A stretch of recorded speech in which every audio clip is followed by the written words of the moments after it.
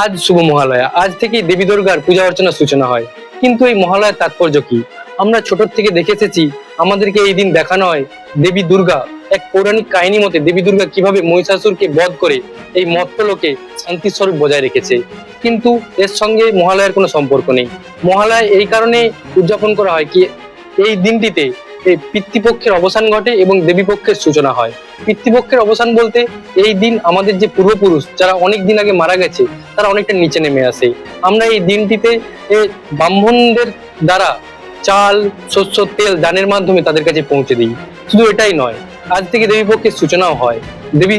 দেবী দুর্গা আজ এই দিনতে মর্ত্যলোকে নেমে আসে এবং পূজা অর্চনার সূচনা হয়।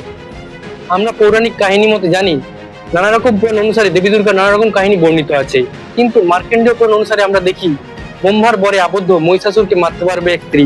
যখন পুরো পৃথিবী এই মহিষাসুরের অত্যাচারে অতিষ্ঠ হয়ে উঠেছে, তখন দেবতারা মিলে নিজের তেজস্বে তৈরি করে এক শক্তিশালী মহাশক্তি নারী, যার নাম পড়ে দুর্গা, যিনি মহিষাসুরকে বধ করে এই পৃথিবীরকে শান্তির স্বরূপ বজায় করে। সেই থেকেই সূচনা হয় দেবী দুর্গার পূজা অর্চনা এবং দেবী দুর্গার আশীর্বাদে মর্ত্যলোকে শান্তি ফিরে আসে এবং সকলে সুষ্ঠুভাবে জীবনযাপন শুরু করে।